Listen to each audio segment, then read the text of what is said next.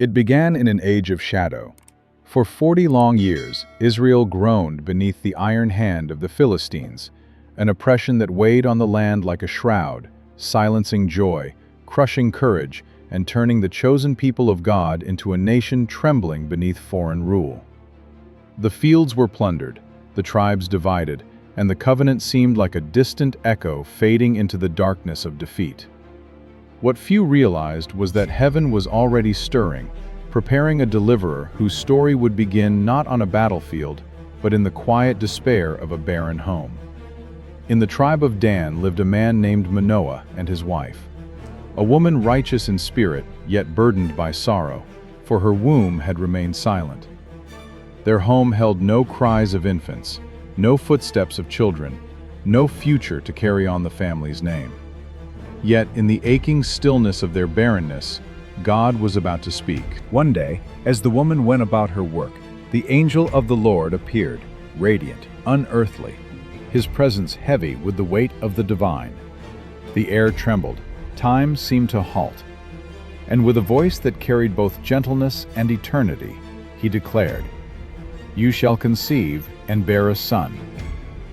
A son, promised in the very moment hope seemed most impossible. But this child would not be ordinary. He would be the beginning of Israel's deliverance from the Philistines. And from the first breath in his mother's womb, he would belong entirely to God. The angel spoke of a sacred calling, the Nazarite vow, a vow described generations earlier in the book of Numbers, 6:1-5. The child was to drink no wine, taste nothing from the vine, touch nothing unclean, and above all, no razor would ever pass upon his head. His uncut hair would be the sign of his lifelong consecration, the outward mark of an inward purpose etched by the hand of God himself. But the command extended even deeper. The angel instructed the woman, before the child was even conceived, to guard her body and spirit.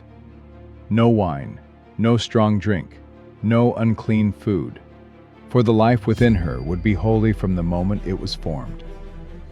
Shaken and overwhelmed, she ran to her husband and recounted the encounter. But Manoah, longing to be faithful, prayed, "O Lord, let the man of God you sent return to teach us how to raise the child who will be born." Heaven heard. The angel returned, again to the woman, again in quiet radiance, and Manoah hurried to meet him. They begged for instruction, and the angel repeated the divine charge. The child must be raised as one set apart for God, from the womb to the grave. Manoah, humbled by the encounter, offered a sacrifice to the Lord. And as the flame rose from the altar, the angel ascended within it, lifting into the heavens in a blaze of fire and glory. Manoah fell to the ground in terror, whispering, "We shall surely die, for we have seen God." But his wife, steadier than fear, reminded him of truth. If the Lord intended death, he would not have given them a promise of life. And so the promise came to pass. In time, she bore a son. They named him Samson, the sun-like one. As the child grew, the blessing of the Lord rested upon him, like early dawn breaking over a darkened land. And the Spirit of God began to stir him, shaping his strength, calling his destiny, preparing him for a purpose the world would never forget. A deliverer had been born, and Israel's story was about to change forever. Samson grew beneath the shadow of divine purpose, a child marked from the womb, a Nazarite whose very breath was meant to testify of God's covenant. Yet even those chosen by heaven can wander toward paths woven with danger. For destiny does not erase human desire, nor shield the heart from its own weakness. And so, while the Spirit stirred within him, Samson's first steps into manhood led him toward a place where the light of Israel met the darkness of Philistine rule. One day, Samson went down to Timnah, a Philistine town resting in the lowlands, territory hostile to Israel, yet alluring in its foreign beauty. There, among people who did not know the Lord, he saw a woman whose appearance seized his heart with sudden force. Without hesitation, he returned home and told his parents, "I have seen a Philistine woman in Timnah. Now get her for me as my wife." His father and mother, alarmed and wounded, pleaded with him, "Is there no woman among your own people?" They feared foreign gods, foreign customs, foreign snares. But Samson would not turn aside, and they could not see that God, even through Samson's flawed desire, was stirring the beginnings of a confrontation that would shake Philistine power. As they journeyed again toward Timnah, destiny met him on the road. A young lion leapt from the vineyard shadows, its roar like a drumbeat of death. But before fear could tighten Samson's breath, the Spirit of the Lord rushed upon him. Strength surged through his limbs like fire through iron. In a moment that defied nature itself, he seized the lion with his bare hands and tore it apart as easily as one splits a young goat. Yet Samson told no one, not even his parents. The miracle, the power, the calling, he held it in silence. Days later, returning by the same path, he found the lion's carcass. Time had hollowed its bones, and inside the rib cage, bees had spun honey. A riddle hidden inside a corpse. Life inside death. Sweetness rising from the jaws of the strong. Samson scooped the honey with his hands, tasting the strange sweetness of a secret meant one day to become a weapon of words. He said nothing, but the memory followed him like an omen. When Samson's wedding feast arrived, the hall overflowed with Philistine men. 30 companions assigned to him, not as friends, but as watchers. In the heat of celebration, Samson rose and offered them a challenge, a riddle forged from the lion's remains. Out of the eater came something to eat. Out of the strong came something sweet. If they solved it within 7 days, he would give them 30 linen garments and 30 sets of clothes. If they failed, they would owe him the same. The Philistines could not bear the thought of losing. Day after day, their frustration deepened into anger, until their desperation turned toward Samson's bride. They threatened her life, her father's life, unless she extracted the answer. Fear crushed her spirit.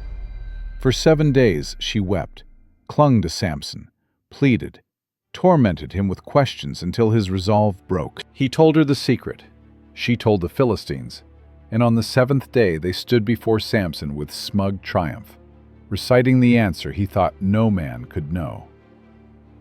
At that moment, something ancient and fierce stirred once more in Samson's bones. The Spirit of the Lord fell upon him again. Burning with righteous anger, he went down to Ashkelon, struck down 30 Philistine men, stripped them of their garments, and used their clothes to pay the debt of betrayal. His wedding feast ended not in joy, but in judgment. His marriage ended not with union, but with distance. Samson returned to his father's house, leaving his bride behind, a scar forming in his heart, a fracture that would soon widen into a war. He was chosen by God. He was empowered by God. But his journey had taken its first wrong turn, and the consequences were only beginning.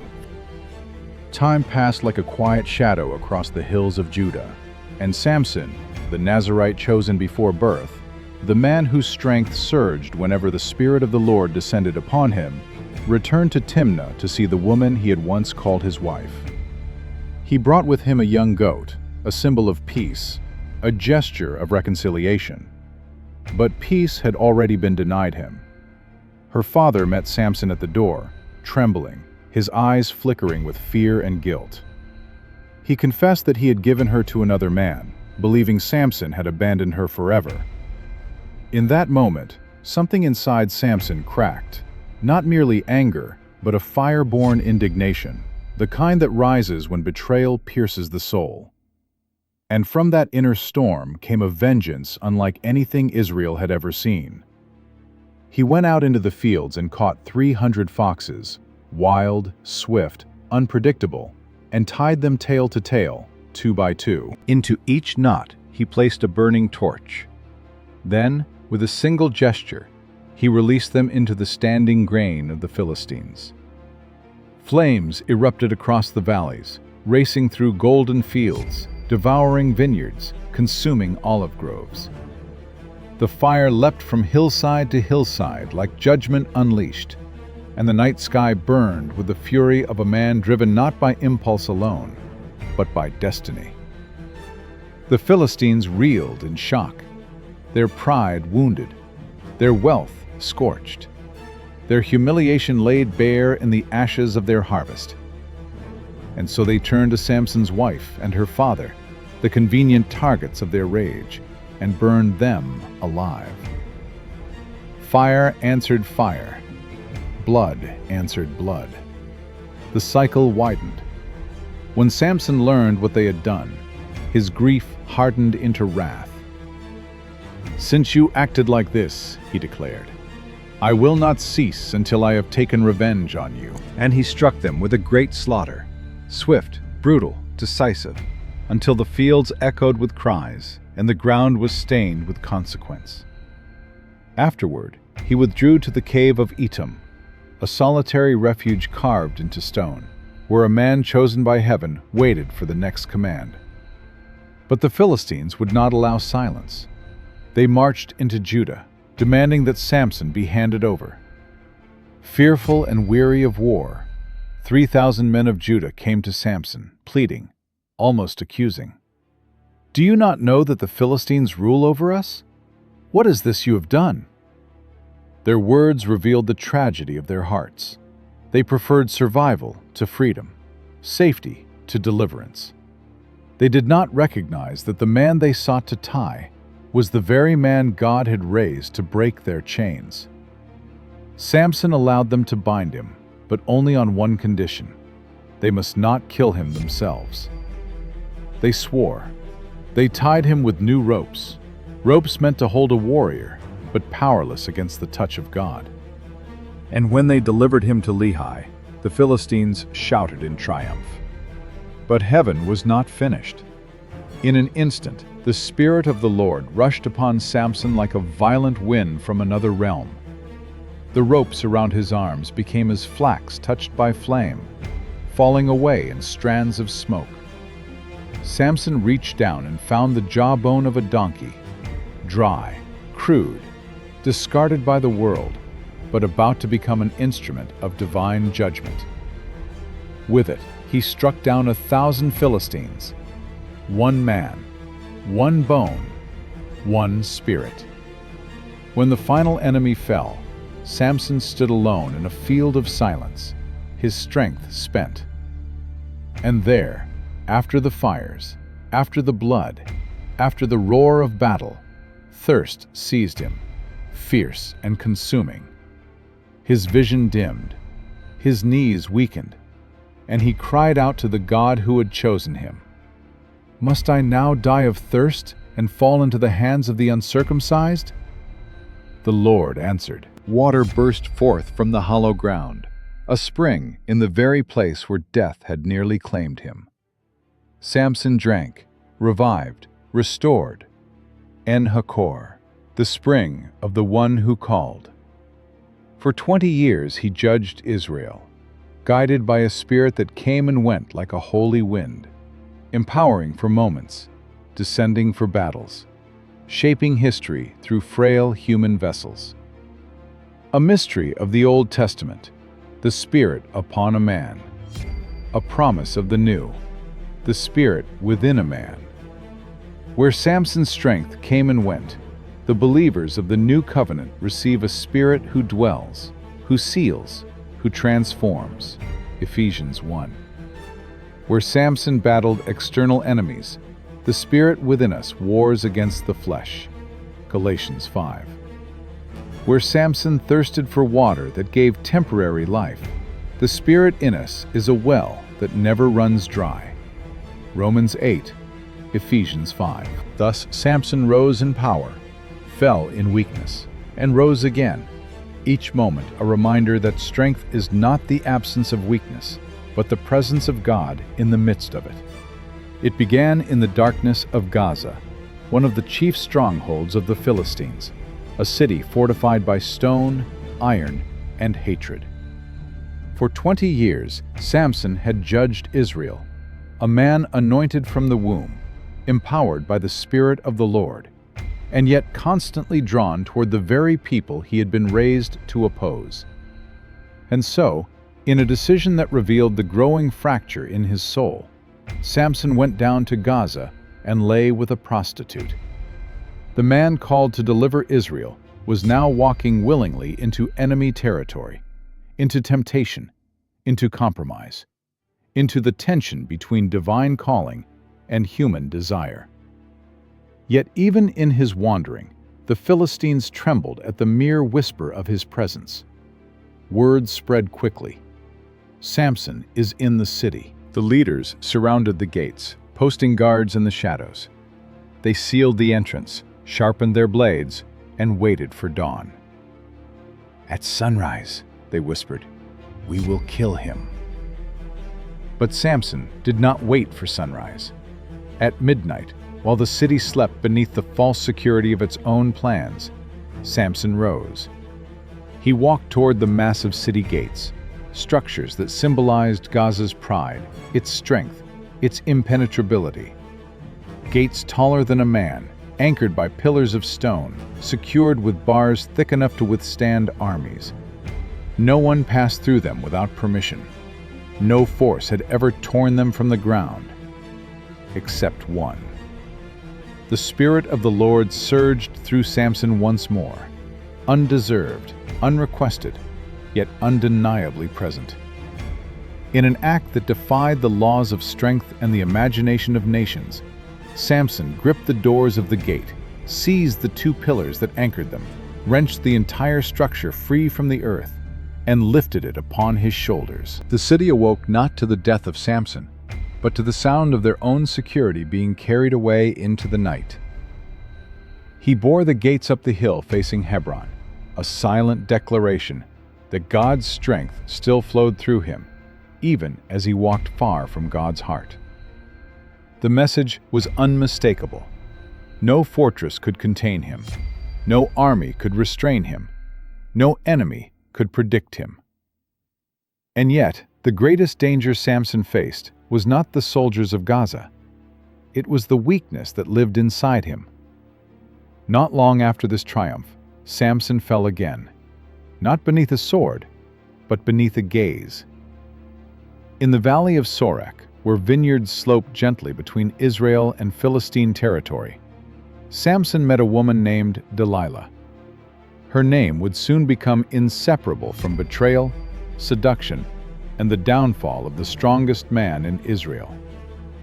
Samson loved her, with a love that blinded more effectively than any Philistine chain. The rulers of the Philistines came to Delilah with an offer soaked in silver and malice.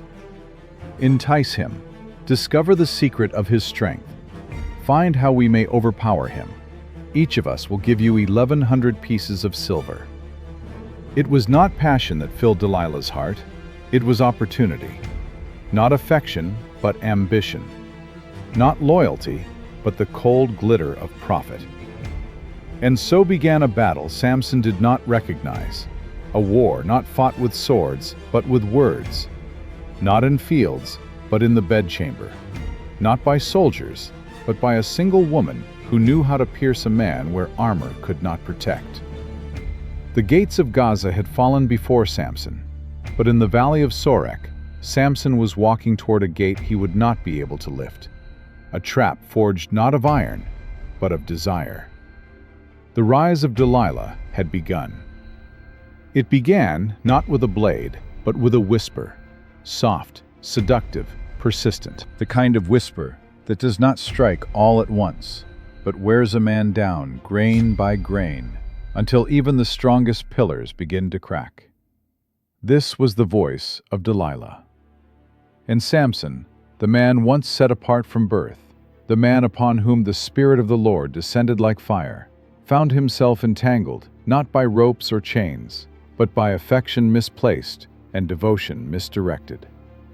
From the moment the Philistine rulers approached her with silver glinting in their hands and treachery burning in their eyes, Delilah knew exactly what they wanted and exactly how to obtain it. "Find the secret of his strength," they urged. "Tell us how we may bind him." And she, unlike Samson, understood the price of a heart that strays from the will of God. She began her campaign with gentleness, with the soft weight of her voice and the warmth of her presence. "Tell me, Samson," she murmured, "what makes you strong?" Samson, half amused and half blinded by infatuation, lied with ease. "Fresh bowstrings," he said. And when the Philistines rushed from their hiding place, Samson snapped them as though they were threads brushed by flame. Delilah did not retreat. She pressed harder. "New ropes," he told her the second time. Again, he shattered them like brittle straw. A third time, more intimate, more dangerous, he allowed her hands to weave the 7 locks of his consecrated hair into the loom.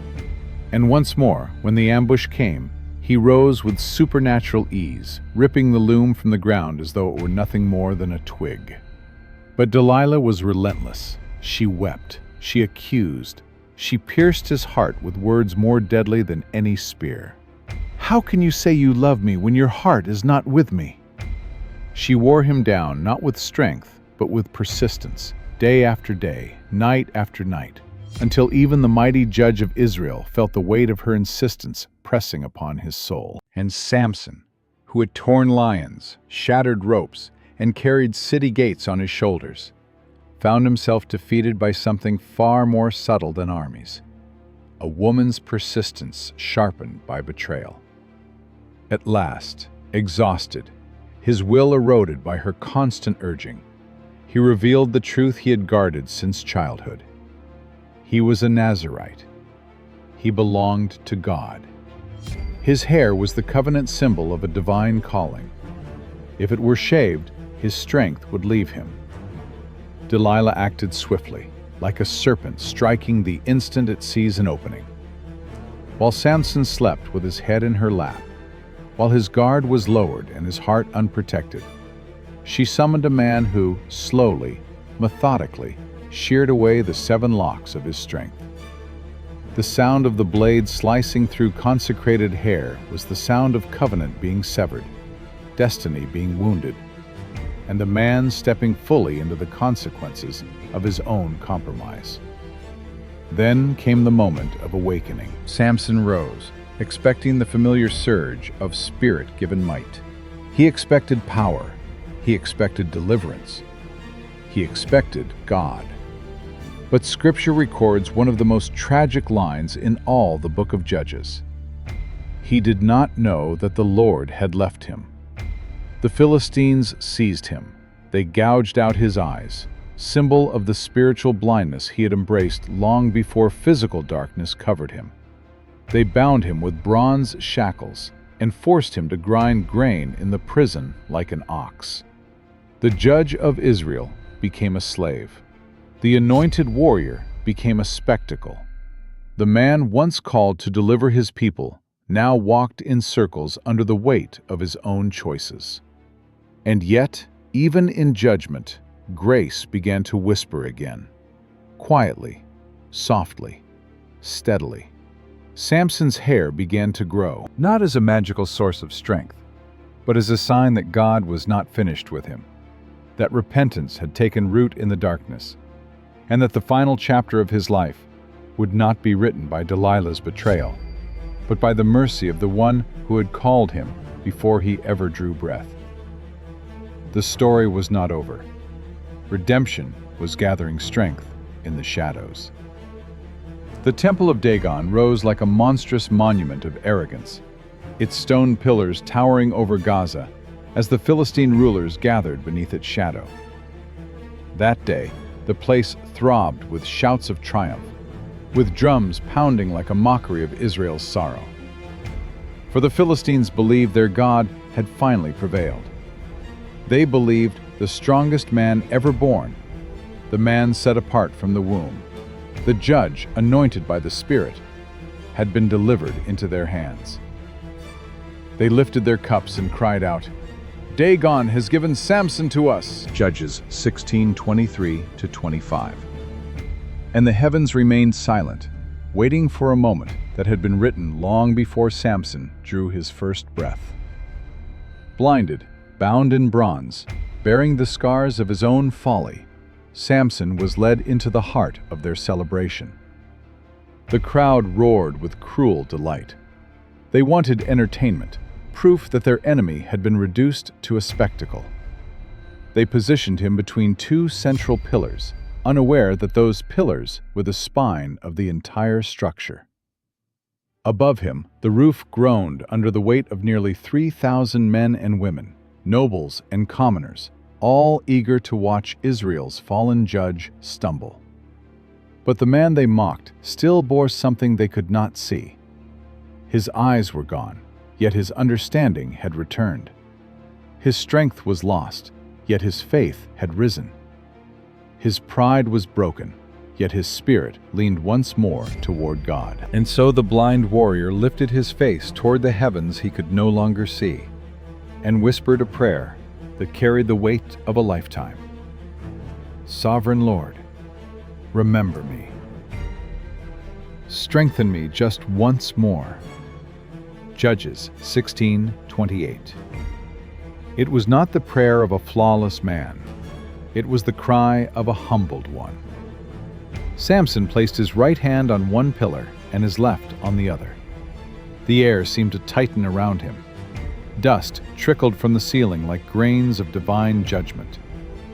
The pillars trembled beneath his fingers, and gathering every fragment of strength he had ever known, strength he now understood came only from the Lord, Samson pushed. He pushed with his soul. He pushed with his pain. He pushed with the burning memory of the eyes he had lost. He pushed with a faith reborn in the darkness of a prison cell. A deep rumble surged through the temple. Stones screamed. Beams cracked. The laughter of the Philistines turned into gasps of horror. And then the sanctuary of Dagon collapsed in a thunderous avalanche of dust and ruin. Samson fell with his enemies, but in his death he accomplished what he had failed to do in his life. He struck a decisive blow against the oppressors of Israel, killing more Philistines in that single moment than in all his previous battles combined. Thus ended the life of Samson, tragic, flawed, reckless at times, yet undeniably touched by the hand of God. And Scripture does something astonishing. It places his name in the hall of faith, Hebrews 11:32-33. Not because he lived perfectly, not because he never stumbled, but because in the end he believed. He believed God could still use him. He believed God could redeem his failures. He believed God could write glory from the ashes of a broken life. And that is the lesson for us. We too are imperfect. We wrestle with weakness, habits, regrets, and wounds. But the God who answered Samson's final prayer is the same God who hears ours. If he could use a blinded prisoner to shake a nation, he can use our frail, ordinary lives to bring his kingdom forth. So trust him. Return to him. Surrender your story into his hands. Because with God, the end of your life can shine brighter than its beginning. And from here, a new journey begins, into the stories of Esther, of Gabriel, of prophets and kings, each a testament to the God who redeems the broken and calls them into his glorious purpose.